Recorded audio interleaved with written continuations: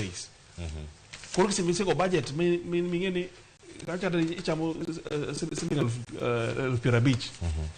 budget mari in a month igo budget mari siling 70,000 koro bochudi nango bochudi nyaka idhi ranka moro midhi ole pesa koro nini serikal okne kaka sani wasenge already ntiere deficit no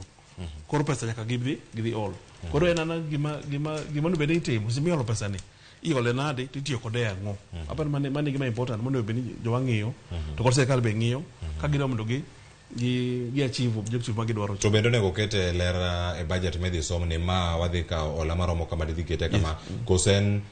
chenro mag kaka dhi tigi ola no nego biye diere ka osechopo mai kinde monego bed ni ikono jo Kenya ni oyo wada gero apaya mano mochomo Mau Summit to odhi ka omenda maromo kama ma piny Kenya kata kwa ka ola oko onego bed ni wachule girets machalo kama